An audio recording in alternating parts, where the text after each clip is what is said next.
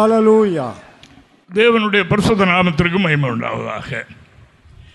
இன்று நம் அனைவரையும் தேவ சமூகத்தில் கூட்டி சேர்ந்து தேவனுக்குள்ளே நம்ம எழுந்து கழிகூற, இந்த நாவினால் மட்டுமல்ல நம்முடைய இருதயத்தின் சேர்ந்து கழிகூற தேவன் தந்த கிருபைக்காக ஆண்டவரை துதிக்கிறேன். ஹல்லேலூயா. ஹல்லேலூயா. ஹல்லேலூயா. இந்த நாளிலும் இந்த பாடல் ஆராதனையில் என்னுடைய உள்ள மகிழ்ச்சி அடைகிறது. ஹல்லேலூயா. அப்படின்னா தேவனுடைய உள்ள எவ்வளவு மகிழ்ச்சி அடையும் பாருங்க. ஹல்லேலூயா. ஹல்லேலூயா. ஹல்லேலூயா. அருமையான தேவனுடைய பிள்ளைகளே, நமக்குள் இருக்கிற பரிசுத்த ஆவியானவர் நம்முடைய வாழ்க்கையில துக்கமும் சந்தோஷம் மாறி மாறி வருது பாருங்க. அது நமக்குள் இருக்கிற பரிசுத்த ஆவியானவர் சம்பந்தப்பட்டது. அவருக்கேற்ற பிரகாரம் நாம் ஆராதிக்கும் போது, ஜீவிக்கும் போது, நடக்கும்போது உள்ள இருக்கிற ஆவியானவர் கழிவுறார். அது நமக்கு கழிவுறலாம் மாறி. அப்படி அல்லாதபடி நம்முடைய காரியங்கள் இருக்கும்போது அவர் துக்கப்பட்டால் நமக்கு துக்கமாயிருது. இதுதான்.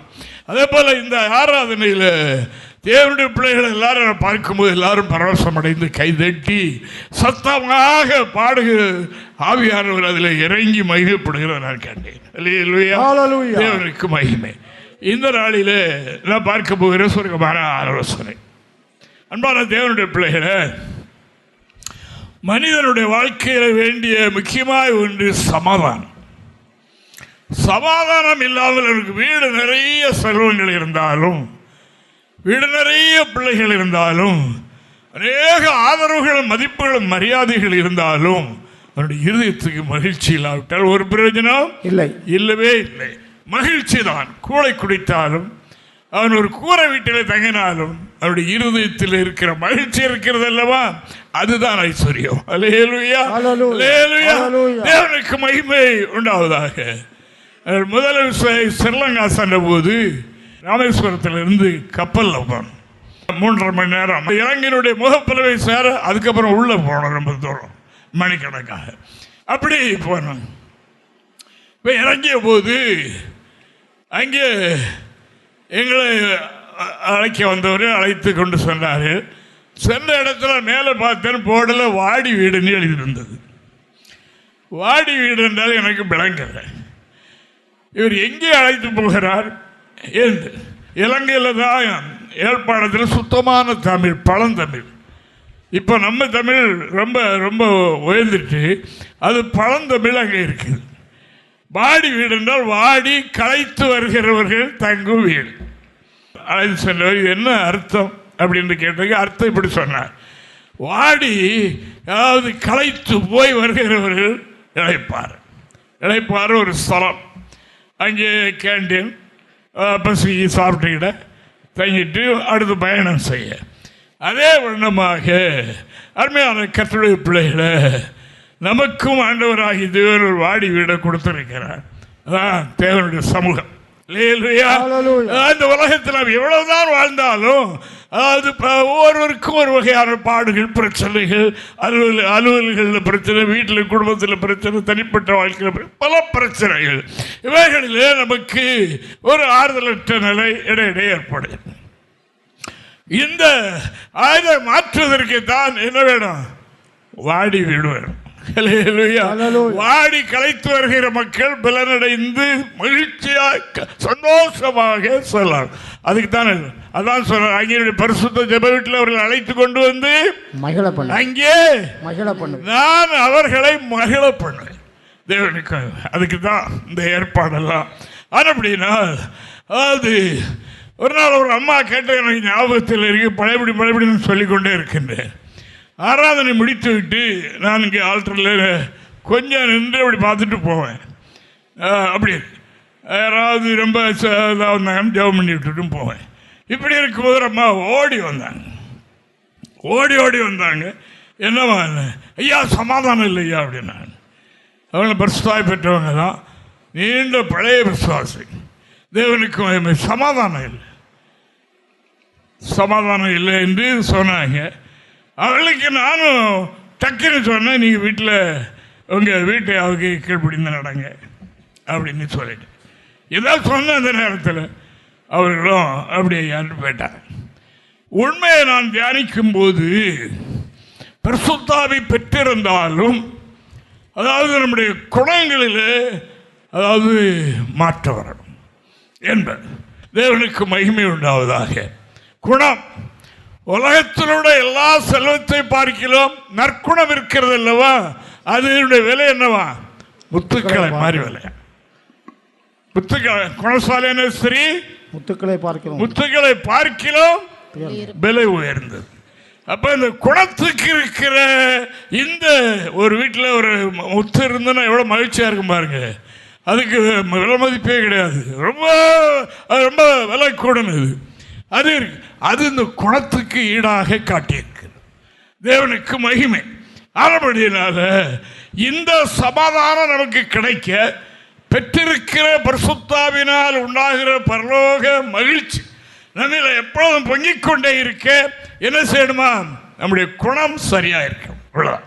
குணம் சரியா இல்லாவிட்டால் உள்ள இருக்கிற பரிசுத்தாவின் சந்தோஷமா அனுபவிக்க முடியாது. அது அப்படியே அமைதியாக இருக்கும். ஆனபடியினால் அன்பான தேவனுடைய பிள்ளைகளை, நம்முடைய வாழ்க்கையில குணத்தை பெற்றுக்கொண்டால் அவர்கள் ஒரு வீட்டிலே ஒரு ஊர்லேயோ இருப்பார்களானால் அங்கே விலையேறப்பட்ட ஒரு செல்வம் இருக்கிறது என்று அதனுடைய பொருள் என்று நாம் காணுகிறோம். வாசிப்போம். சங்கீதம் 37ஆம் சங்கீதம் 11வது வாக்கியத்தை நாம் எடுத்தவர்கள் வாசிப்போம். வாசிங்க. சாந்த குணமுள்ளவர்கள் பூமியை சுதந்தரித்து பூமியை சுதந்தரித்து மிகுந்த சமாதானத்தினால் மன மகிழ்ச்சியாக இருப்பார்கள். மிகுந்த சமாதானத்தோடு மன மகிழ்ச்சியாக.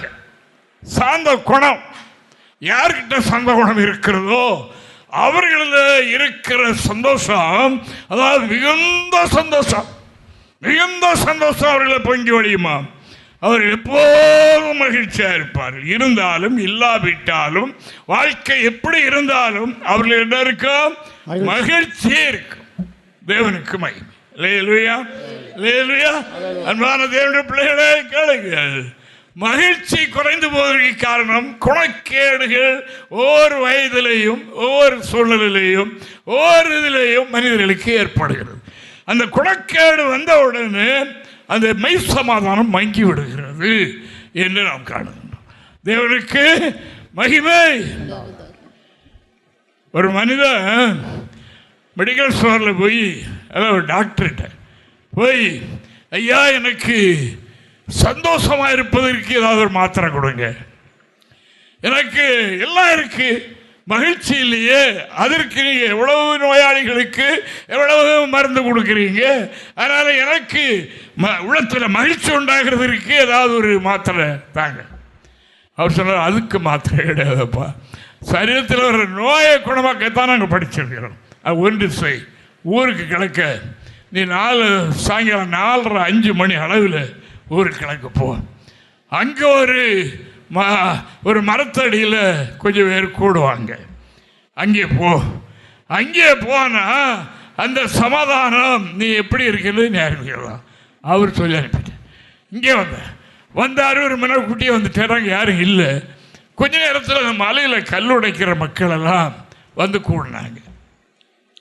கூடி ஆளுக்கு ஒரு இந்த தேங்காய் சிரட்டை ஆளுக்கு ஒரு சிரட்டையும் கூட, ஆளுக்கு 2 சிரட்டை கொண்டு வந்தாங்க. கொண்டு வந்து பாட ஆரம்பிச்சாங்க. சிரட்டை அடித்து அவங்க பாடின பெரிய மத்தளம் அடித்த மாதிரி அப்படி அடித்து துள்ளி பாடுறாங்க. அப்போ இவர் பார்த்தார், இருந்தார், முடிகிற வரைக்கும் இருந்தார். முடிந்த பிறகு அவர் கேட்டார், நீங்கள்லாம் இந்த மலையில் கல் உடைத்த ஆள் தானே, பகல் புறம் அந்த வெயிலில் கிடந்து பகல் புறம் கல் உடைத்து சாயங்காலம் இதை கொஞ்சம் காசு கிடைக்கும், சாப்பிட்டாங்களா சாப்பிடலையா, இவங்க நிலைமை தான் என்ன என்று கேட்கணுன்னு. அப்போ நீங்கள் அதாவது இப்போ அங்கே வேலை செஞ்சு அப்படி வந்துட்டீங்களே, அப்போ இப்போ என்ன சாப்பிட்டீங்க, இவ்வளவு மகிழ்ச்சியாக நீங்கள் சொல்கிறீங்களே, இவ்வளவு களி கூறுறீங்களே, இது எதனால் உங்களுக்கு வந்தது, என்ன சாப்பிட்டீங்க? ஒருன்னு சொன்னாங்க, நாங்கள் பாலும் பழமும் சாப்பிட்டோம். அப்படியா, உங்களுக்கு அவ்வளவுக்கு வசதி இருக்குதா? பால் பழம் என்றால் என்ன சொல்லுங்க? இந்த பழைய தண்ணி இருக்குல்ல வீட்டில், இந்த சோறு பழைய கஞ்சியில் உள்ள தண்ணி, அந்த தண்ணியும் மிளகா பழமும் சாப்பிட்டோம். அதான் பாலும் பழம் அவர்களுக்கு. இதை சாப்பிட்டுட்டா இவ்வளோ மகிழ்ச்சி உங்களுக்கு? என்று அதனுடைய விவரங்களை கேட்டு தெரிந்து அவர் அந்த மெய் சமாதானத்தை பெற்றுக்கொண்டார். அவர் பெரிய பணக்காரன், எல்லா வசதியும் உடையவன், அவனுக்கு இந்த ஏழைகளுக்குள்ள சமாதானம் இல்லை. அவர்கள் கல் உடைத்தாலும் அவருடைய குணம் தெய்வீக குணமாக இருந்தது. அந்த குணம் அவர்கள் இருந்தது. ஆண்டவர் எங்களை எப்படி கல் உடைக்க போட்டுட்டாரு, மனிதர்கள் ஒவ்வொரு மாதிரி எவ்வளவு வசதியா இருக்காங்க, நாங்கள் இப்படி பகல் புறா இல்லை கிடந்து உடைத்தோம், அதாவது திருப்தியா சாப்பிட முடியலையே என்று எண்ணிக்கொண்டிருந்த அவர்களுக்கு சந்தோஷம் என்றால் தாங்க முடியாது. அவர்களுக்கு வேற பெரிய தாளம் போட்டுறதுக்கு வேற ஒன்றும் கிடையாது. 2 தேங்காய் திரட்டை தான் சிரட்டை அடித்து அப்படி பாடினாங்க. அருமையான கர்த்தருடைய பிள்ளைகளே, இந்த நாளில் நமக்கு தேவன் தருகின்ற ஆலோசனை, நமக்கு சமாதானத்தை தேவன் தந்திருக்கிறார். பரிசுத்தாய் பெற்ற எல்லாருக்கும் தேவனுடைய ராஜ்யம் புசிப்போம் குடிப்போம். தேவனுடைய ராஜ்யம் புசிப்பும் குடிப்பும் அல்ல, அது நீதியும் சமாதானமும் பரிசுத்தாவினால் உண்டாகிற சந்தோஷம். பரலோக ராஜ்யம் என்றால் என்ன? சந்தோஷம். சந்தோஷம் இங்கே அந்த பரலோகத்தின் இன்பத்தை இங்கே அனுபவிக்கிறது. அல்லேலூயா, அல்லேலூயா. ஆனபடியினால் அதாவது சாந்த குணம் யாரிடத்தில் உண்டோ அவர்களுக்கு சமாதானம், கழுகுறுதல், மகிழ்ச்சி எப்பொழுதும் உண்டு. அந்த ஆவியானவர் அவர்களுக்குள் கழுகு வருவார். அவர் எப்பொழுது மகிழ்ச்சியாக இருக்க முடியும்? நாம் எல்லாரும் அதை பார்த்துக்கொள்வோம். யாரும் பிரச்சனைக்குரியவர்கள் அல்ல என்று எண்ணிவிட வேண்டாம். நானும் தான். எல்லாருக்கும் இந்த உலகத்தில் அவரவர்கள் துறையில் அவர்களுக்கு பாரங்களும் பிரச்சனைகளும் உண்டு. ஆனால் அதன் மத்தியிலே மகிழ்ச்சியாக இருக்கணும். நம்ம குணக்கேடு மாறிவிடக்கூடாது. அந்த நெருக்கம் வந்தவுடைய எரிச்சல் பற்றக்கூடாது, ஆத்திரம் பற்றக்கூடாது, பதறி போய் பேசிவிடக்கூடாது, ஏதாவது முடிவு எடுத்து விடக்கூடாது. அதில் நாம் என்ன செய்யணும்? குணத்தை, தெய்வீக குணத்தை காத்துக்கொள்ள வேண்டும் என்று எழுதியிருக்கிறது. நீதிமொழிகள் 31ஆம் அதிகாரம் 10வது வாக்கியத்தை கூட அவர்கள் வாசிப்போம். இந்த குணத்தினுடைய விலை இங்கே எழுதியிருப்பார். ஒரு ஸ்திரீயை பற்றி எழுதியிருந்தாலும் நம்ம எல்லாருக்கும் தான். அப்படினால் யாருக்கு இந்த குணம் இருக்கின்றதோ அந்த குணம் என்ன மதிப்பு, அதுக்கு விலை என்ன என்று இங்கே ஞானி எழுதுகிறார். பாருங்க, குணசாலியான ஸ்திரீயை கண்டுபிடிப்பவன் யார்? குணசாலியான ஸ்திரீயை கண்டுபிடிப்பவன் யார்? அவளுடைய விலை முத்துக்களை பார்க்கலும் உயர்ந்தது. என்னது? குணசாலியான ஸ்திரீயோ குணசாலியான புருஷனோ இருந்தால் அவரை கண்டுபிடித்தால் விலை என்ன? முத்துக்களை பார்க்கலும் விலையேறப்பட்டு. ஒரு எங்களுடைய ஊழிய காலத்தில் ஒரு வீட்டுக்கு நாங்கள் அந்த வீட்டில் உள்ள பையனுக்கு நார்த் இந்தியாவிலிருந்து ஒரு பெண் எடுத்தாங்க. அப்போ அந்த சபையினுடைய நிலவரங்கள்லாம் எங்களுக்கு கொஞ்சம் கொஞ்சம் விளங்கும். அங்கே பெரியவங்க எப்படி இருக்காங்க, பிள்ளைகள் எப்படி இருக்காங்க, அந்த குடும்பங்கள் எப்படி இருக்குன்னு கொஞ்சம் தெரியும். ஆனப்படினால கேட்டாங்க, ஐயா அந்த வருகிற பிள்ளை எப்படி ஐயா என்று கேட்டாங்க. அது எப்படி குணம் உள்ள? பெரியவங்க குணத்தை தானே எதிர்பார்ப்பாங்க. ஆனப்படினால நான் அவர்களுக்கு சொன்ன ஒரே வார்த்தை, உங்கள் வீட்டுக்கு ஒரு முத்து வருது, அவ்வளோதான். அப்படி எல்லாரும் பற்றியும் சொல்வதற்கு நாம் குணசாலிகளாக இருக்க வேண்டும். அல்லேலூயா, அல்லேலூயா. உங்களுடைய வீட்டை தேடி ஒரு முத்து வருகிறது. அதனால் உடைய கடன் பிரச்சனை, கஷ்டங்கள், துன்பங்கள் எல்லாம் மாறி போய்விடும். பணத்தையும் பொருளையும் கொடுத்து மாற்றுவதல்ல, குணம்தான். குணம் இருந்தால் எல்லாம் மாறி போய்விடும். எல்லா நெருக்கமும் நீங்கி போய்விடும். சமாதானத்துக்கு இடையூறு பண்ணுகிற அனைத்தும் நீங்கி போய்விடும். அருமையான தேவனுடைய பிள்ளைகளே, நாம் அனைவரும் பரிசுத்தாவினால் உண்டாகிற பரலோகத்தில் அனுபவிக்க போகிற சந்தோஷத்தை தேவன் நமக்கு தந்திருக்கின்றார். தேவனுக்கு மகிமை. பரலோக ராஜ்யம் பரிசுத்தாவினால் உண்டாகிற சந்தோஷம். இந்த சந்தோஷம் எப்பொழுது நம்மிலே அணுவாய் கிரியை செய்யணும். குறைவா இருக்கும்போது ஒன்று, நிறைவா இருக்கும்போது ஒன்றல்ல, எப்போதும் அவர்கள் மகிழ்ச்சியாய் இருப்பார். ஆனபடினால இந்த குணத்துக்கு கொடுத்த விலை என்னென்றால் ஒரு முத்து. இந்த குணம் யாருடைய உள்ளத்தில் இருக்கின்றதோ அவர்கள் ஒரு விலையேறப்பட்ட முத்தை வைத்திருக்கிறார்கள். அதைவிட வேறு செல்வ உலகத்தில் அதுக்கு ஈடாக எதுவும் கிடையாது. குணம் இருந்துவிட்டால் அங்கே எல்லா ஐஸ்வர்யமும் உண்டு என்று நான் உங்களுக்கு சொல்லுகிறேன். கேளுங்கள், கவனமாக இந்த வார்த்தையை கேட்டுக்கொள்ளுங்கள். இந்த வருஷத்தின் ஆரம்பத்தில் ஆண்டவர் நம்மை ஒரு முத்தாக, நம்மை ஒரு விலையேறப்பட்டவர்களாக அநேகருக்கு இருந்தால், அப்படியே நிறைய இருந்தால் பிறருக்கும் பகிர்ந்து கொடுக்க முடியுமே, அப்படிப்பட்டவர்களில் ஆக்க விரும்புகின்றார். நம்மில் இருக்க வேண்டிய மெயின் காரியம் என்ன? குணம், நற்குணம். தேவனுக்கு மகிமை, தேவனுக்கு மகிமை உண்டாவதாக. அப்படினால சாந்த குணம், சாந்த குணம் யாரிடத்தில் உண்டோ அங்கே சந்தோஷம், மகிழ்ச்சி உண்டு. அந்த குணத்தினுடைய மதிப்பு முத்துக்களை பார்க்கிலும் சிறந்தது, அதை பார்க்கிலும் விலையேறப்பட்டது வேறு ஒன்றுமல்ல. அந்த முத்து எங்கே இருக்கிறத வீட்டிற்கு அந்த ஆளுக்கு மதிப்பு உண்டு என்று சொல்லி அந்த இருதயம், அந்த முத்து எங்கே இருக்கணுமா? வாசிங்க 1 பேதுரு 3ஆம் அதிகாரம் 4வது வாக்கியத்தை வாசிங்க பார்ப்போம். அழியாத அலங்கரிப்பாக இருக்கிற சாந்தமும் அமைதியிலும் உள்ள ஆவியாகிய இருதயத்தில் மறைந்திருக்கிற குணமே உங்களுக்கு அலங்காரமாக இருக்க கடவது. அதுவே தேவனுடைய பார்வையில் விலையேறப்பட்டது. முத்துக்களை பார்க்க தேவனுடைய பார்வையில் கூட அது விலையேறப்பட்டதா இந்த குணம். அதாவது அழியக்கூடிய அலங்கரிப்பு அல்ல, இன்னைக்கு அழிந்து போகிற அலங்கரிப்பு தானே மக்கள் விரும்புகின்றார்கள். இல்லாவிட்டாலும் நமக்கு அது வேணும், அலங்கரிக்கணும். மற்றவங்க பாத்திரமே மேலாக எண்ணணும், நம்ம எண்ணவே மாட்டாங்க. அவங்களை நான் சொல்றேன், எனக்கு அவ்வளவு தெரியாது, குடும்பங்களை பற்றி அவ்வளவு தெரியாது, கொஞ்சம் தெரியும், ஊழியத்துக்கு வந்த பிறகு தெரியும், பைபிளை நான் அறிகிறபடினால அறிகிறேன். ஆனபடினால் அருமையானவர்களே, அருமையான தேவனுடைய பிள்ளைகளே, அதாவது சேவி முடித்து சிங்காரித்து, அதாவது தங்களை அலங்கரிக்கிறது விலையேறப்பட்டது அல்ல. அது தேவனுடைய பார்வையில் விலையேறப்பட்டது அல்ல. தேவனுடைய பார்வையில் விலையேறப்பட்டது என்னது? இருதயத்துக்குள்ள மறைந்திருக்கிற குணம், நற்குணம், சாந்த குணம், தேவனுக்கு மகிமை. அதுதான் விலையேறப்பட்ட முத்து என்று வேதம் சொல்லுகிறது. தேவனுக்கு மகிமை உண்டாவதாக. தேவனுடைய பிள்ளைகளை நாம் அதாவது இந்த விலையேறப்பட்ட முத்தாக இருக்கணும்.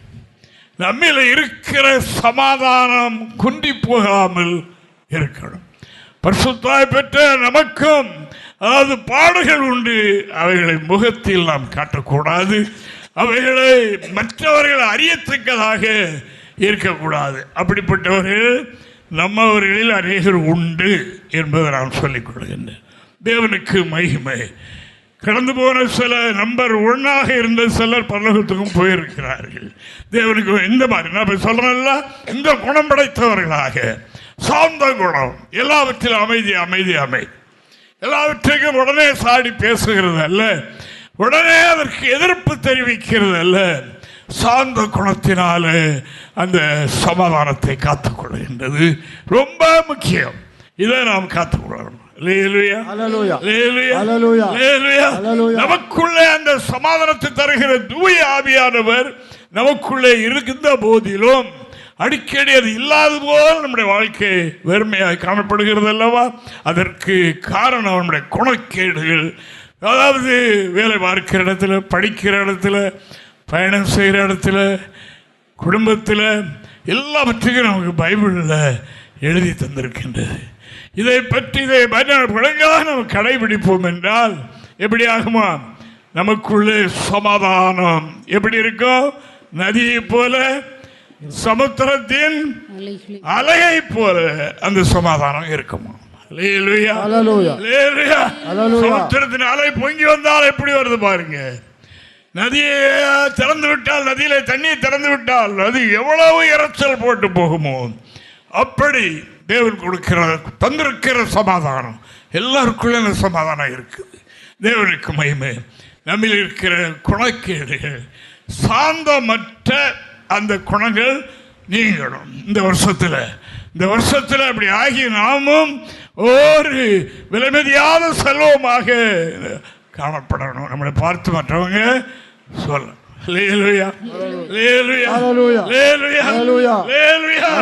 அந்த பிரகாரம் நாம் செய்வோம். அப்படினால் சாந்த குணமுள்ளவர்கள் சமாதானத்தை சுதந்திரிப்பார்கள். தேவனுக்கு மகிமை உண்டாவதாக. உலக பிரகாரமாக நாம் மேன்மையானவர்களாய் காணப்பட வேண்டும் என்று விரும்பினால் அது யாருடைய மத்தியில் விலை மதிப்புக்குரியதாக இருக்காது என்பதை நான் உங்களுக்கு சொல்லிக்கொள்ள விரும்புகின்றேன். தேவனுக்கு மகிமை உண்டாக. ஒரு ஆலயத்தில் ஒரு அம்மா ஆலயத்துக்கு வருவாங்க, இல்லை கொஞ்சம் லேட்டாக வருவாங்க, எல்லாம் சபையெல்லாம் கூடன பிறகு வருவாங்க. அவங்க அதாவது முடி தரை வரைக்கும் போட்டிருப்பாங்க. அதில் என்னென்ன அலங்கரிப்புகள் வைக்க வேண்டுமோ அதெல்லாம் வச்சுருப்பாங்க. அப்படி வைத்துக்கொண்டு எல்லாருக்கும் முன்னால் போய் இருப்பாங்க. எல்லாரும் பார்ப்பாங்க, ஐயோப்பா இது எவ்வளோ வெளியேறப்பட்டது என்று எண்ணத்தக்கதாக அது இருக்கும். இப்படி இருக்கும்போது ஒரு நாள் அந்த அம்மா முன்னால் இருந்தாங்க, பின்னால் ஒரு அம்மா பிள்ளைய மடியில் வச்சுட்டு இருந்தாங்க. அந்த பிள்ளை இந்த இதில் பார்த்துலாம் அந்த தாளம்பு கொண்டப்பு அது இதெல்லாம் அந்த அதில் வச்சுருக்கிறத பார்த்துட்டு பிடிச்சி விளையாடின உடனே அந்த அம்மா அந்த பிள்ளை இப்படி பிடிக்கிறது இப்படி தலையில் நின்றாங்களா, எல்லாம் போயிட்டு அந்த பிள்ளை கையில். இப்போ ஒன்றும் கிடையாது, ஒரே ஓட்டமாக ஓடி போய் மறைந்து கொண்டார்கள். வேஷம் ஒரு நாள் கலைந்து போய்விடும், வேஷம் கலைந்து போய்விடும். இது உங்களுக்கு அலங்காரமாயிராமல், இந்த அலங்கரிப்பு உங்களுக்கு அலங்காரமாயிராமல் என்று மேலே எழுதியிருக்கிறது. நீலாம் படித்தவங்க இல்லை, பைபிள் படித்தவங்க தானே.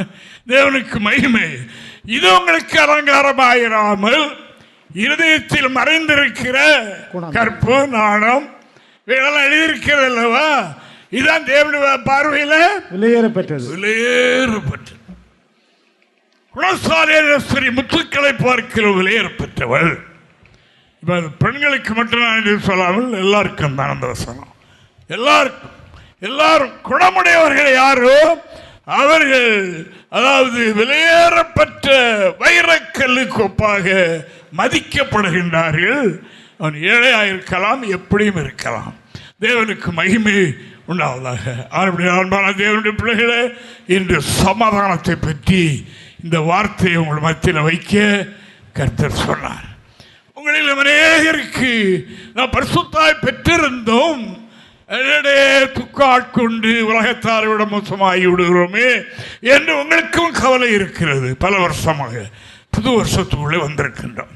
அப்படின்னா இந்த வருஷத்தில் நம்முடைய இருதயத்தை ஆண்டவர் சமாதானத்தினால் நிரப்பும்படியாக அவர் விரும்புகின்றார். அவர் வைத்திருக்கிற அந்த விலையேறப்பட்ட அந்த கல்லை போன்ற அந்த மதிப்பை நமக்கு தர விரும்புகின்றார். இல்லையா? பாஸ்தான் அடிக்கடி சொல்லுவாங்க, தூத்துக்குடியில் ஒரு கன்வென்ஷன் நடந்தது. ஊழியர் மாணவர் முடிந்து அடுத்த கன்வென்ஷன் நடந்தது. கன்வென்ஷன்னா அப்போ எல்லாம் வர்ற எல்லா மக்களுக்கும் சாப்பாடு போடணும், 3 நாள் அப்படிலாம் நடக்கும். அப்போ போடணும். ரொம்ப சபை விசுவாச ஜீவிந்தன நம்முடைய சபை அன்றும் இன்றும் என்றும். அப்படினால எப்படி சமாளிப்பது என்று தமிழ்நாடு பாசனம் அவங்க தான் இவ்வளோ பொறுப்பெல்லாம் கவனிக்கிறது. பாஸ் சொல்லியிருப்பாங்க, இப்படி செய்யுங்க அப்படின்ட்டு. அப்போ ஒரு நாள் இரவு அவங்க ஜெபம் பண்ணிக்கிட்டே இருந்திருக்காங்க. ஜெபம் பண்ணிக்கிட்டு ஆண்டவர் இந்த காரியத்தை எப்படி நடத்துவது என்று ஒரு ஆண்டவர்கிட்ட தகப்பங்கிட்ட சொல்கிற மாதிரி கேட்டிருக்காங்க. கேட்டுக்கிட்டே அசந்தரிக்கும் போது ஆண்டவர் தோன்றினார். தோன்றி அவர் கையில் ஒரு பெரிய வைர கல் அவர் கையில் இருக்கிறது. உனக்கு எது வேண்டும் என்று கேட்டார். இந்த வைரக்கல் வேண்டுமா, எது வேண்டும் கேட்டபோது அவர்கள் இந்த வைரக்கல் எனக்கு வேண்டாம், கர்த்தாவே நீர் தான் எனக்கு வேணும். கல்லை வாங்கவில்லை, அவரை கட்டிப்பிடித்துக் கொண்டார்கள். நீர் இருந்தால் எல்லாம் உண்டு, நீர் இருந்தால் எல்லாம் பூர்த்தி ஆகும் என்று சொல்லி அது மிகவும் சொல்ல சிறப்பாக இது நடந்து கடைசியில் சொன்னார்கள்.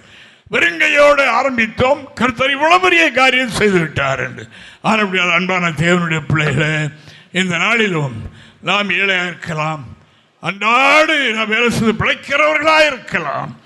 நம்மை விலையேறப்பட்ட கல்லாக கர்த்தர் மாற்ற வேண்டும் என்று விரும்புகின்றார். இந்த வருடம் அப்படிப்பட்ட வருடம் ஆரம்பித்திருக்கின்றது. இந்த வசனம் அதாவது எனக்கு அன்றுதான் தெரிகிறதாக இருந்தது. இந்த வருடம் அதாவது என்னுடையவர்களை மீட்கும் வருஷம் இது என்று சொன்னார் ஆண்டவர்.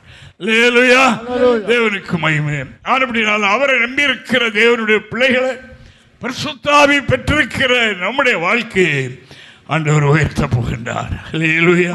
மேன்மடைய செய்ய போகின்றார். பிறரை போன்ற அந்த மேன்மை அல்ல, நம்முடைய உள்ளத்தில் உண்டாகிற அழகு, அந்த உள்ளத்தில் உண்டாகிற அந்த தூய குணங்கள் நம்மிலே உண்டாக வேண்டும்.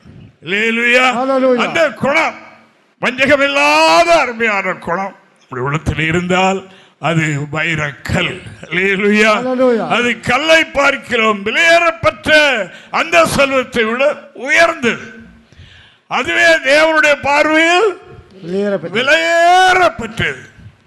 அதற்கு இடையில ஒன்றுமில்லை. ஆனால் சத்தத்தை கேட்கின்ற அருமையான தேவனுடைய பிள்ளைகளே, நமக்கு சந்தோஷம் என்பது ஒரு அளவுக்குட்பட்டது அல்ல. அந்த சந்தோஷம் அது நான் சொல்லிட்டேன் இல்லையா, கடல் அலையை போலவும் நதியின் பிரவாகித்தோடுகிற தண்ணீரை போலும் அந்த சமாதானம் இருக்கும். அனுபவிக்கிறவர்களுக்கு கொஞ்சம் கொஞ்சம் அனுபவித்துக் கொண்டிருக்கிற நமக்கு தெரியும் அல்லவா. அதாவது நாம் தனியா உட்கார்ந்து சிரித்துக் கொண்டே இருந்தால், தனியாய் வழி நடக்கும் போது சிரித்துக் கொண்டே நடந்தால், அதாவது பிறர் பார்க்கிறவங்க என்ன நினைப்பாங்க, வித்தியாசமான ஒண்ணு அவர்கிட்ட நடக்குது அப்படின்னு. ஆமா, வித்தியாசம்தான். இந்த பரிசுத்த ஆவியினுடைய நிறைவு நமக்குள்ளே வந்துவிட்டால் கவலைகள் மறந்துவிடும், துன்பங்கள் மறந்துவிடும், எல்லாம் மறந்துவிடும். அவன் தன்னால் சிரிக்க வைக்கிறார், அவனை தன்னால் சிரிக்க வைக்கிறார் ஆண்டவர். வீட்டில் இப்படி விலையேறப்பட்ட கல்லை வைத்திருக்க, தனக்கு சொந்தமாக ஒரு விலையேறப்பட்ட கல்லை வைத்திருக்கிறோம், எப்படி நினைத்து சிரிப்பான் பாருங்க. தேவனுக்கு மகிமை. அதை விட மேலானது இது. அதை விட மேலானது இது.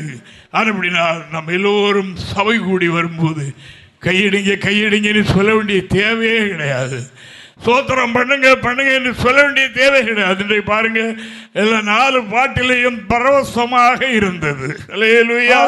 ஆவியானவர் ஆட்கொள்கிறதை நான் பார்த்தேன். தேவனுடைய பிள்ளைகள் ஆவியிலே களி கூறுகிறதை கண்டு நம்மோடு கூட பரிசுத்த ஆவியானவர் கலந்து உறவாடினார். ஹல்லேலூயா, தேவனுக்கு மகிமை. ஹல்லேலூயா. அப்படினால் சாந்த குணமுள்ளவர்கள் அதாவது பூமியை சுதந்தரிப்பார்கள், அவர்கள் சமாதானத்தை அனுபவிக்கிறவர்களாக இருக்கிறார்கள். ஆனபடியினால் இந்த சாந்த குணம் யார்கிட்ட இருக்கோ அவர்களுக்குரிய மதிப்பு விலையேறப்பெற்ற மதிப்பு, அது அளவு கடங்காத மதிப்பு. அவர்களை பற்றி ஒரு ஊரில் அவர்கள் இருக்கிறார்கள் என்றால், இப்போ நம்முடைய பிள்ளைகள் ஏழைகள் கூட இன்ஜினியர் ஆகிறாங்க. அந்த காலத்தில் நாங்கள் இருக்கிற வளர்கிற காலத்திலெல்லாம் ஒரு ஊரில் ஒரு டிகிரி படித்த ஒருவர் இருந்தார்னால் அவர் கடவுளுக்கு சமானமாக மக்கள் எண்ணுவாங்க. இங்கே இருந்தால் டெலகரா வந்துட்டு அவரை கண்டு தான் ஓடுவாங்க. அவர்கிட்ட கொஞ்சம் வாசத்தை காட்டுங்க ஐயா, அதில் என்ன வந்திருக்கு அப்படின்ட்டு கேட்குறது, அந்த வீட்டுக்கு தான் ஓடுவாங்க. அப்படி இருந்து அப்படி ஒரு மேன்மையாக அவர்கள் இருந்தார்கள். கொஞ்சம் கல்வி ஞானம் அவர்களுக்கு இருந்ததுனால. இப்போ நாம் பெற்றிருப்பது விலையேறப்பட்ட ஒன்றை பெற்றிருக்கின்றோம். அதை நாம் அனுபவிக்க வேண்டும் என்று சொன்னால் நம்மிலே இந்த குணம் சாந்தம். சாந்தம் என்றால் அதற்குள்ள எல்லாமே அடங்கி இருக்கிறது. அதாவது ஆடவர்களுக்கு ஒரு அந்த சாந்தத்தோட ஒரு அமைப்பு உண்டு, பெண்களுக்கு ஒரு அனுபவம் உண்டு, பிள்ளைகளுக்கு உண்டு, எல்லாவற்றுக்கும் வேகத்தில் சொல்லி இருக்கிறார். ஆண்டவருக்கு நன்றி. புருஷருக்கு எப்படி கீழ்ப்படியணுமா? கிறிஸ்துவுக்கு கடவுளுக்கு கீழ்ப்படுகிறது போல சொந்த புருஷருக்கும் இது குணம். உன்னில் அன்பு கூறுவது போல மனைவியிலும் அன்பு கூறுவாயாக. இது ஒரு குணம். தேவனுக்கு மகிமை. அப்படினால மனைவியை மனைவியாக மதித்து வேலைக்காரியாக எண்ணாமல் நடத்துவது குணம். அதே மாதிரி வீட்டுக்கு தலைவராக கணவனை தந்திருக்கிறபடினா அவருடைய கிறிஸ்துவ கீழ்ப்படுகிறது போல அவருக்கு கீழ்ப்படிந்து நடக்கும். அது குணம். பிள்ளைகளை பெற்றோர்களுக்கு கீழ்ப்படியுங்க, இது நியாயம் என்று சொல்லியிருக்கிறது. இது ஒரு குணம். இதெல்லாம் குணம், எல்லாவற்றுக்கும் அப்பாற்பட்டது.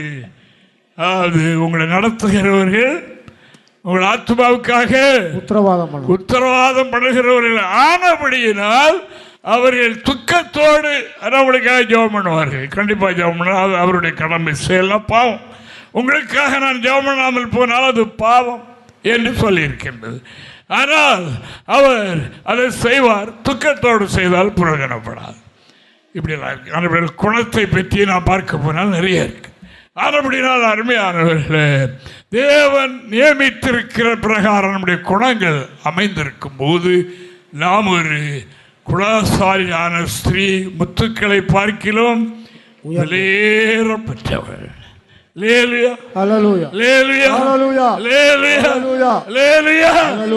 கிறிஸ்துமஸுக்கு எனக்கு கோடி வஸ்திரம் இல்லைன்னு நான் கவலைப்பட வேண்டாம். ஒரே வஸ்திரத்தோடு நாம் அதை துவைத்து கட்டிக்கொள்ளலாம். ஆனால் நம்மில் இந்த குணம் மாறிட வேண்டாம். நாங்கள் 5 வருடமாக ஒரே வஸ்திரத்தை கட்டி ஊழியம் செய்தவர்கள். தேவனுக்கு மகிமை, தேவனுக்கு மகிமை. நம்முடைய குணத்தில் எந்த மாற்றமும் வருகிறதற்கு இல்லை. நாம் ஒரே நம்பிக்கைக்குரியவர்களாக இருக்கிறோம். அப்படினால் உங்களுக்கு இன்று சொல்லப்படுகிற வார்த்தை, உங்களுக்கு உள்ளே இருக்கிற அந்த பரிசுத்தாவினால் உண்டாகிற சந்தோஷம் உங்களை ஆட்கொள்வதற்கு என்ன செய்யணும்? குணம் உடையவர்களாக நாம் இருக்கணும். ஆவிக்கேற்ற பிரகாரம் நடக்கணும். ஆவிக்கேற்ற பிரகாரம் நடக்கணும். நாம் எதை செய்தாலும் இது கர்த்தருக்கு சுத்தமா என்று அறிந்து நடக்கணும் என்று வேதம் சொல்லுகிறபடினால் ஆண்டவரை துதிக்கிறேன். ஆண்டவர் மெய் சமாதானத்தை, அந்த வேதனை இல்லாத ஐஸ்வர்யத்தை நமக்கு தர விரும்புகின்றார். தேவனுக்கு மகிமை உண்டாவதாக. இந்த சந்தோஷம் நம்மிலே குறையாமல் எப்பொழுது நிலைத்தே இருக்க வேண்டும் என்றால் என்ன செய்யணுமா? அது நாம் எல்லாரும் பலதரப்பட்ட மக்கள், பல இடங்களிலிருந்து வந்து ஒரு தகப்பனுடைய பிள்ளைகளாக இப்போ மாறி இருக்கிறோம்.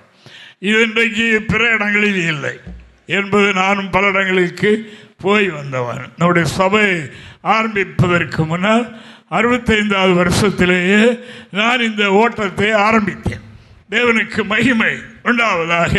ஆனபடினால பல இடங்களுக்கு சென்று நான் அங்குள்ள காரியங்களை கொஞ்சம் அறிந்தவன். ஆனபடியினால் இந்த பரமண்டலங்களில் இருக்கிற எங்கள் பிதாவே என்று ஜெபங்கள் என்று சொன்னார் அல்லவா, அது இன்றைக்கு அந்த அனுபவம் இல்லை. நமக்குள்ளே அது இருக்கணும் என்பதை நான் உங்களுக்கு சொல்லிக்கொள்ள விரும்புகின்றேன். அப்படி அல்லாமல் இருக்கக்கூடாது. சொல்லும் போதே நீங்கள் அதை விளங்கிக் கொள்ள வேண்டும். தேவனுக்கு மகிமை உண்டாவதாக. அதாவது இந்த நான் வேறு, நீ வேறு, அது வேறு, இது வேறு, அப்படி எண்ணுகிறவர்கள் உண்டென்றால் ஒன்றை தெரிந்து கொள்ள வேண்டும். தேவனுக்கு மகிமை உண்டாவதாக. அவர்கள் கிறிஸ்தவர்கள் அல்ல, அவர்கள் வேதத்தை தெரிந்தவர்களும் அல்ல. தேவனுக்கு மகிமை. வேதத்தை தெரிந்தால் ஆண்டவர் என்ன சொல்லிக் கொடுத்தார்? பரமண்டலங்களில் இருக்கிற எங்கள் பிதாவே, என்னுடைய பிதாவே என்ன சொன்னார்? எங்கள் பிதாவே. எங்கள் எல்லாருக்கும் ஒரே பிதா. யாரும் இருக்கலாம், ஒரே பிதா, எல்லாருக்கும் ஒரே பிதா, சக உதிரர்கள் என்று வேதம் சொல்லுகின்றது. அப்படினால் இதையும் இந்த குணத்தை நாம் பெற்றிருக்க வேண்டும். வெளியே காட்டாவிட்டாலும் உள்ளுக்குள்ளே எவது இருக்கக்கூடாது என்பதை நான் உங்களுக்கு சொல்லிக்கொள்ள விரும்புகின்றேன். தேவனுக்கு எல்லாருமே ஆதாமுடைய சந்ததிகள் தான். ஒரே குடும்பத்திலிருந்து தோன்றியது அந்த உலகத்தில் இருக்கிற கோடிக்கணக்கான மக்களும் என்பதை நான் உங்களுக்கு சொல்லிக் கொள்கின்றேன். தேவனுக்கு மகிமை. வேறு எங்கிருந்து ஒன்று வரவில்லை. அந்த ஆதாமனுடைய பரம்பரைகள் தான். அந்த பரம்பரை அழிந்து போன பிறகு நோவாவினுடைய குடும்பத்திலிருந்து தோன்றியதுதான் இன்றைக்கு இருக்கிறவைகள் எல்லாம் என்பதை நான் உங்களுக்கு சொல்லிக் கொள்கிறேன். ஆனபடியினால் சாந்த குணமுள்ளவர்கள் பூமியை சுதந்திரிக்கிறதோடு அவர்கள் மிகுந்த சமாதானத்தையும் மகிழ்ச்சி அடைவார்கள். அவர்களுக்குள்ள எப்பொழுதும் அந்த சமாதானம் பொங்கிக் கொண்டே இருக்கும். தேவனுக்கு மகிமை உண்டாவதாக. ஒரு டீச்சர் மிகவும் அவர்கள் கடப்பட்டு போய்விட்டார்கள். கணவன் இல்லை, சில பிள்ளைகள் உண்டு. அப்படி இருக்கும்போது அவர்கள் ஸ்கூலுக்கு போனால் டீச்சர் ஸ்கூலில் போய் துக்கமாக எல்லாரும் ஆறுதல் சொல்வார்கள், துக்கமாக தான் இருப்பாங்க. இப்படி இருக்கும்போது திடீரென்று ஒரு நாள் அவர்கள் ஸ்கூலுக்கு போய் ரொம்ப மகிழ்ச்சியாக எல்லாரும் ரொம்ப கலகல என்று பேச வைக்க அப்போ இவர்களுக்கு கவலையினால் ஏதோ சேஞ்ச் ஆகிட்டாங்க போலுக்கு என்று எண்ணி அவர்களை தனியாக கூப்பிட்டு, ஏன் நீங்கள் இப்படி நேற்று அப்படி இருந்தீங்க, இன்றைக்கு என்ன உங்களுக்கு மாற்றம்? நான் கடவுளுடைய பிள்ளையாக மாறிட்டேன், பரிசுத்த ஆவியை பெற்றிருக்கின்றேன். அதை பற்றி நான் இப்பொழுது கவலைப்படவில்லை. தேவன் தீர்ப்பார் என்ற நம்பிக்கை எனக்குள் வந்துவிட்டது என்று சொல்லி அங்கு இருக்கிறவர்களுக்கெல்லாம் இறைவனை பற்றிய நம்பிக்கையை ஊட்டுனதாக நான் அறிகிறேன். ஆனபடினால் அன்பான தேவனுடைய பிள்ளைகளை, நம்முடைய வாழ்க்கையிலேயும் நமக்குள்ளே தேவன் எல்லாருக்குள்ளே அந்த பரிசுத்த ஆவி பரலோகத்தினுடைய இன்பத்தை எல்லாருக்கும் தந்திருக்கின்றார். நம்ம எல்லாருக்குள்ளே அந்த மகிழ்ச்சி இருக்கின்றது. இதை அனுபவிக்க விடாது எதென்றால் நம்முடைய குணக்கேடுகள். சில வேளைகளில் ஒவ்வொருவருக்கும் ஒரு விதமான குணக்கேடுகள் இருக்கலாம். அதை மாற்றின பழைய மனுஷனுடைய ஆசை இச்சைகளையும் அவனுடைய செய்கைகளையும் சிலுவையில் அறையணும், அழித்து போடணும் என்று வேதம் சொல்கிறபடியினால் ஆண்டவரை துதிக்கிறேன்.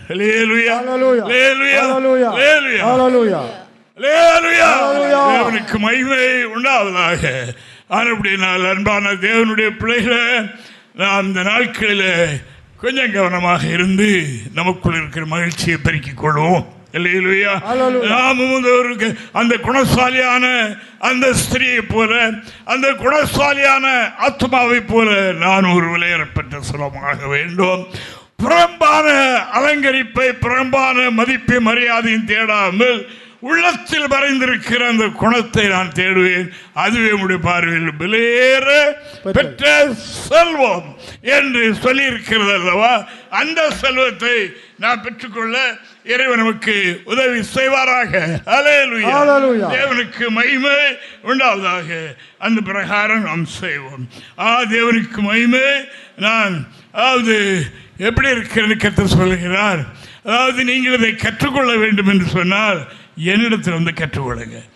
சமாதானத்தை எப்படி நான் காத்துக்கொள்ளணும், சமாதானத்தை நான் எப்படி பெருக்கிக் கொள்ளணும் அப்படின்னு சொல்லி என்னிடத்திலிருந்து கற்றுக்கொள்ளுங்க. நான் எப்படி இருக்கிறேன்?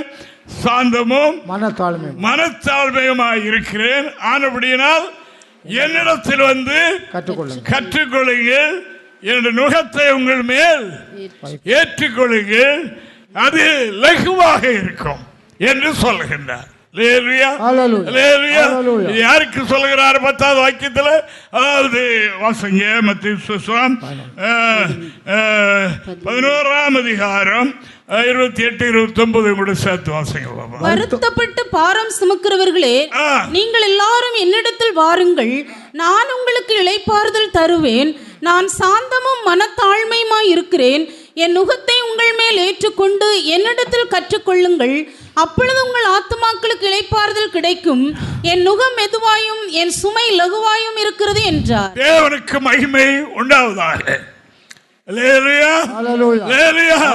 யாருக்கு சொல்லுகிறார்? சமாதானம் இல்லாமல் வருத்தத்தையும் பாரத்தையும் உலக பாருங்கள் சுமக்கிற, வருத்தப்பட்டு பாரம் சுமக்கிறவர்களே, நீங்கள் எல்லாரும் என்னிடத்தில் வாங்க, என்னிடத்தில் வாங்க. நான் சாந்தமும் மனத்தாழ்மையும் உள்ள தேவனாக இருக்கிறேன், என்னை பார்த்து கற்றுக்கொள்ளுங்கள் என்று சொன்னார் என்று நாம் காணுகிறோம். கற்றுக்கொள்கிறதோடு அவருடைய நுகத்தை ஏற்றுக்கொள்ள வேண்டும். அவர் சொல்லுகிறதை செய்ய வேண்டும். அப்படி செய்யும் போது ஒருபோது நம்மை இந்த உலகத்தில் உள்ள துக்கம் மேற்கொள்வது இல்லை. தேவனுக்கு மகிமை உண்டாவதாக.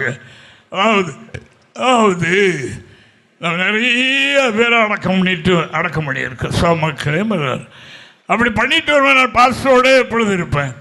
அப்போ நினைப்பேன், ஒரு நாள் ஏதாவது இப்படி பாஸ்டருக்கோ அல்லது நம்ம வாழ்க்கை இப்படி நடக்குமானால் அந்த நாள் எப்படி இருக்கும் என்ற ஒரு எண்ணம் எனக்குள்ளே இருந்து கொண்டே அப்போ இருந்தது. முடிச்சுட்டு வந்துடும். ஒரு பாஸ்டர் கிடையாது, ஒன்றும் கிடையாது. நாங்கள் வழக்கம் வர ஊழியம் செய்துட்டு இருக்கோம். திடீரென்று பாஸ்டர் மறித்தாங்க. அவங்க பரலோகத்துக்கு போனாங்க. இப்போ நான் கமல் இருக்காரு தனித்த நிலை போல எனக்கு தெரிந்தது. ஆனால் அந்த துக்கத்தை கர்த்தர் எனக்கு அனுமதிக்கவில்லை. அந்த துக்கத்தை அனுமதித்திருந்தார் என்றால் நான் மாதக்கணக்காக படுக்கை விட்டு எழுப்பி இருக்க மாட்டேன். தேவனுக்கு மகிமை. 55 வருட காலமாக ஒரே சரீரமாக போலவே இந்த திருப்பணி ஆற்றி கொண்டிருந்து இப்போ ஒரு தனித்த நிலை போல் ஆகிவிட்டது என்று இருக்க முடியும் இல்லை. என்னை விட்டு எப்படி நீங்கிச்சது எனக்கு தெரியவில்லை. எனக்கு பலர் ஆறுதல் சொன்னார்கள். நானும் பலருக்கு ஆறுதல் சொன்னவர்கள் அல்லவா. அந்த ஆறுதல் அல்ல, எனக்குள்ள இருக்கிற தேற்றவாளனாகிய பரிசுத்த ஆவியானவர். தேற்றவாளனாகிய பரிசுத்த ஆவியானவர் அந்த மகிழ்ச்சியினாலே நிரப்பி அப்படி நடத்தினார். அதான் நான் உங்களுக்கு சொல்லுகின்றேன். அதாவது பெரிய இடிவிழுகிற மாதிரி உள்ள சூழ்நிலைகள் போல கூட இருக்கலாம். அந்த நேரத்தில் சமாதானம் எடுபடாமல் இருக்க நமக்குள்ள ஒரு சமாதான பாத்திரம் நமக்குள்ள இருக்கிறது. சமாதான காரணர் நமக்குள்ளே இருக்கிறார். அவர் எல்லாவற்றையும் அகற்றி நமக்கு ஒரு தூய மெய் சமாதானத்தை கொடுப்பதற்கு வல்லமை உள்ள தேவன். அன்பான தேவனுடைய பிள்ளைகளை, இந்த நாளிலும் நமக்குள்ள நம்முடைய வீட்டில் பரிசுத்த ஆவியினுடைய சந்தோஷம் இருக்கிறது. சில வேளைகள் அது மாறி ஒருவருக்கு ஒரு அதாவது குறைபாடுகளை எண்ணி சொல்லி நம்முடைய சமாதானத்தை இழந்து போய்விடுகின்றோம். அந்த அனுபவம் நமக்கு வேண்டாம். நாம் சரியாக எந்த சூழலும் பவுலும் சீலாவும் அடியும் உதையும் பட்டிருந்த போதிலும் நடுச்சாமன் ஜெப வேளை வந்தவுடனே எழும்பி பாட ஆரம்பித்து விட்டார்கள். அங்கே கர்த்தருடைய ஆவியின் மகிமை இறங்கினது. கர்த்தர் பெரிய காரியங்களை செய்தார். அப்படினால் எவ்வளவு இருக்கட்டும், ஆலய வழிபாடுகளையோ குடும்ப ஜெபங்களையோ நாம் குறைத்து விடாதபடி அது அப்படியே நாம் செய்வோம், அப்படியே நாம் நடப்போம். நடந்தால் என்னாகாது, நம்முடைய சமாதானம் குறைந்து போகாது. சமாதானம் பொங்கிக்கொண்டே இருக்கும், நம்மை நிரப்பிக்கொண்டே இருக்கும் என்று இறைவசனம் சொல்லுகிறபடினால் ஆண்டவர் சொல்கிறார். அப்படினால என்னை பாருங்கள் என்று கர்த்தர் சொல்கிறார். என்னை பாருங்கள், என்னிடத்தில் வாருங்கள், வருத்தப்பட்டு பாரம் சோப்போரு நீங்கள் எல்லாரும் என்னிடத்தில் வாங்க. உங்களுக்கு அதாவது ஒவ்வொருவருக்கும் விதமான பாரம் இருக்கலாம். நீங்கள் என்னிடத்தில் வாங்க, நான் உங்களுக்கு ஆறுதல் தருவேன், சமாதானத்தை தந்து அவைகளெல்லாம் நீக்கி விடுவேன் என்று சொல்லுகின்றார். அப்படினால் அவரிடத்தில் நாம் கற்றுக்கொள்வோம். அவருடைய பாதத்தில் இருப்ப எந்த பேர உடனே தேவ சமூகத்தை நாடுங்கள், உடனே போய் முழங்கால் போடுங்கள், போய் ஆண்டவரிடத்தில் அவைகளை பகிர்ந்து கொள்ளுங்கள், பாறை நீங்கிவிடும். நம்முடைய பிள்ளைகள் எத்தனை பேர் சொல்லுகிறவர்களுடைய காரியங்கள் நாம் கேட்டிருக்கிறோம். வரும்போது இன்றைக்கு கோயிலுக்கு போக முடியுமா என்று எண்ணினேன், போய் எவ்வளவு நேரம் இருக்க முடியுமா என்று எண்ணினேன். அதாவது ஆராதனை ஆரம்பித்த உடனே எல்லாம் போயிட்டு இப்போ நான் விடுதலையோடு மகிழ்ச்சியாக இருக்கிறேன். எத்தனை சாட்சிகளை நாம் கேட்கிறோம். அதுபடினா அருமையானவர்களே, சாட்சி எதற்காக? அதை கேட்டு அதாவது நாம் அதை நமக்கு சொந்தமாக்கி கொள்ள, நமக்கு அப்படி ஒரு சந்தர்ப்பம் வரும்போது ஜெபம் பண்ணணும். ஆராதனை விட்டுறக்கூடாது. இன்றைக்கு இப்படிப்பட்ட சூழ்நிலை எங்கள் கோயிலுக்கு போக எண்ணி விடக்கூடாது. நாம் தேவ சமூகத்திலே வந்து விழுந்துடணும். கர்த்தராகி தேவன் நம்முடைய அதுக்கு சமாதானத்துக்கு இடையூறாக இருக்கிற தடைகளை மாற்றி நமக்கு மிகுந்த சமாதானத்தை கொடுக்க வல்லவராக இருக்கிறார். அந்த ஜெபத்திலே நமக்கு ஆலோசனை கிடைக்கும், ஆறுதல் கிடைக்கும், திடன் நமக்கு கிடைக்கும் என்பது மறந்துவிட வேண்டாம். ஊக்கமாயிருப்பீர்களாக. நமக்குள்ளே ஒருவர் இருக்கிறார், அவர்தான் அந்த சமாதானத்தின் மெய்ப்பொருள். அந்த சமாதானத்துக்கு ஒரு அளவு கிடையாது, அது அளவு கிடந்தது என்று வேதம் சொல்லுகிறபடினால் ஆண்டவரை நான் சோதரிக்கிறேன். தேவனுடைய பரிசுத்த நாமத்திற்கு மகிமை உண்டாவதாக.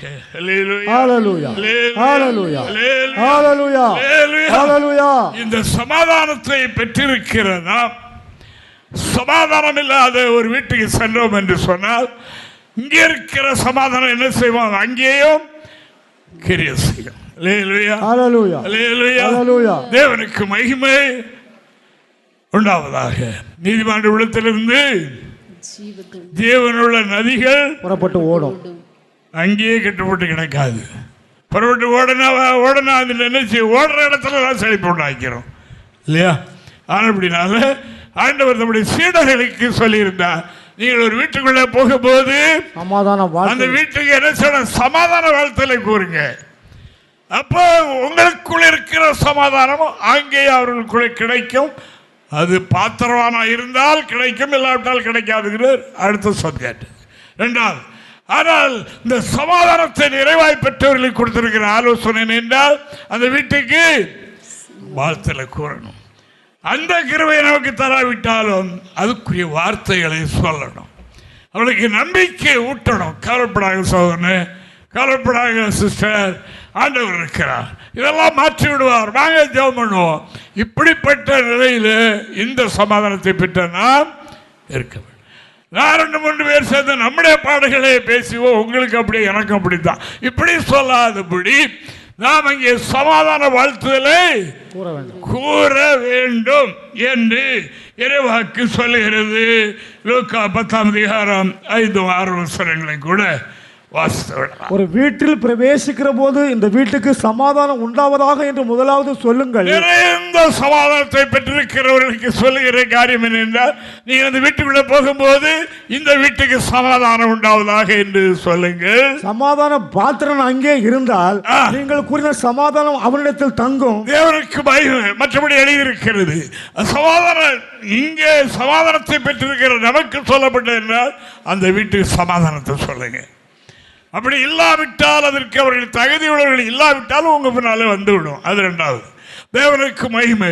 அப்படினால் நம்முடைய நோக்கம் என்ன, ஒரு வீட்டுக்குள்ளே போனால் அங்கே இருக்கிற சமாதான குறைவுகள், பிரிவினைகள், அந்த வீட்டில் இருக்கிற எல்லாம் மாறி போகக்கூடிய அளவுக்கு நம்முடைய அந்த வீட்டுக்கு கொடுத்திருக்கிற வருகை அப்படி இருக்கணும். அப்படி இருந்தால் இன்னார் வந்தார் எப்படி பாருங்க. மரியாம்மா அவருடைய உறவினராகி எலிசபெத் வீட்டுக்கு போனாங்க. இவர்களுடைய விசுவாசத்தை சிறப்படுத்த ஆண்டவர் சொல்லியிருந்தார், உனக்கு ஒரு குமாரன் பிறப்பார், உன்னுடைய இனத்தாளாகிய எலிசபெத் 6 மாசம் அவர் இருக்கிறார் என்று பார்க்கணும்னு வந்தாங்க. அங்கே இந்த எலிசபெத்தை அவர்கள் வாழ்த்தினார்கள். வாழ்த்தின உடனே அங்கே என்ன நடந்துட்டு, இவர்களுக்குள் இருக்கிற இந்த பரிசுத்தாவி அங்கே போய் அங்கே அவர்கள் பரிசுத்தாவினால் நிரம்பினார். வயிற்றில் இருந்த பிள்ளை கழிப்பாய் தொழில் 6 மாசம் எலிசபெத் வயிற்றில் இருக்கிறார். தேவனுக்கு மகிமை. ஆனபடியால் சமாதானத்தை பெற்றுக்கொண்ட நாம் எவ்வளவு பாக்கியவான்கள் பாருங்க. எங்க குறைவிற்குள்ள நிவர்த்தி பண்ணக்கூடிய செல்வம் நம்மகிட்ட இருக்குது. விலையேறப்பட்ட செல்வம், பொக்கிஷம் இருக்கிறது. நான் போகிற இடத்திலெல்லாம் செழுமை உண்டாக அங்கே இருக்கிற குறைவெல்லாம் நீங்கிவிடும். சத்தத்தை கேட்கின்ற அருமையான தேவனுடைய பிள்ளைகளே, இன்று நமக்கு தருகின்ற ஆலோசனை, ரட்சிக்கப்பட்ட பரிசுத்தாய் பெற்ற எல்லா பிள்ளைகளுக்குள்ளேயும் அந்த மெய் சமாதானம் இருக்கிறது, இல்லை என்றல்ல. ஆனால் சில வேளையில் அது குறைந்து போய்விடுகின்றது, சில வேளைகளில் அது இல்லாத போல் நமக்கு ஆகிவிடுகிறது. அதற்கு மட்டும் இடம் கொடுத்து விடாதங்க. இந்த வருடத்தில் தேவன் நமக்கு திருச்சபைக்கு கொடுக்கின்ற அந்த மெய் சமாதானம் நிறைவாக நாம் பெற்றுக்கொள்ள நாம் செய்ய வேண்டிய காரியம், நற்குணம் உடையவர்களாக, தெய்வீக சுபாவம் உடையவர்களாக நாம் மாறிவிடுவோம். எதையும் பார்க்க தெய்வீகத்தை பார்ப்போம். என்னிடத்தில் வாருங்கள் என்று சொல்லுகிற ஆண்டவரை மட்டும் பார்ப்போம். நான் சாந்தமாக இருக்கிறேன், நான் மனத்தாழ்மையாக இருக்கிறேன், இதை நீங்கள் கற்றுக்கொள்ளுங்கள், என்னிடத்திலிருந்து கற்றுக்கொள்ளுங்கள். அப்பொழுது உங்களுடைய துக்கம் நீங்கி உங்களுக்கு மிகுந்த சமாதானம், ஆறுதல் உண்டாகும் என்று இறைவாக்கு சொல்லுகின்றபடினால ஆண்டவரே நான் சோதரிக்கிறேன். ஹalleluya. சந்தோஷம் என்று நமக்கு நிலைத்திருக்க செய்ய வேண்டிய இன்னும் ஒரு முக்கியமான ஒரே ஒரு வசனத்தை நான் சொல்லி முடிக்க போகிறேன். யோவான் சுவிசேஷம் 15ஆம் அதிகாரம் 11-12 வசனங்களை வாசித்து விடுவோம்.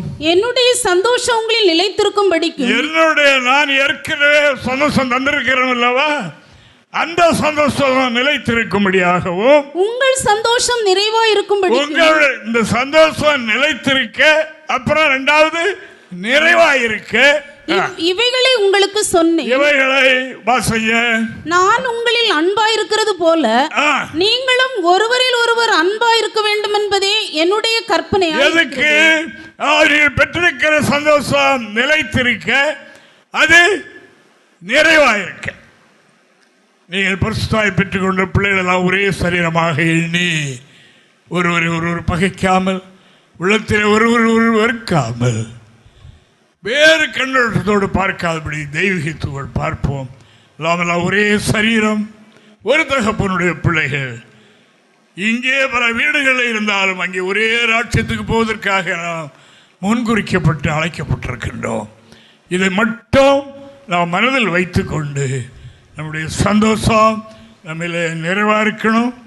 நம்முடைய சந்தோஷம் எந்த சூழ்நிலையிலும் அசை உண்டாகாமல் நிலைத்திருக்கணும். இந்த கிருபையை பெற்றுக்கொள்ள நம்மிலே தெய்வீக குணத்தை நாம் பெருக்கிக் கொள்வோம். இந்த ஆண்டிலும் கர்த்தர் நாம் சித்தம் கொண்டிருக்கிற காரியங்களை உங்களிலும் என்னிலும் சபையிலும் நிறைவேற்றுவாராக. கர்த்தர் அந்த வார்த்தைகளை ஆசீர்வதிப்பார். எங்களை தொடர்பு கொள்ள வேண்டிய முகவரி: புதிய எருசலேம் சபை, 3/248 A, தெற்கு சானல் கரை, அனந்தன் பாலம், சாலேம் நகர், ஆசாரிப்பள்ளம் போஸ்ட், நாகர்கோவில் 629201. எங்களது தொலைபேசி எண் 8931313126 மற்றும் 94895299462.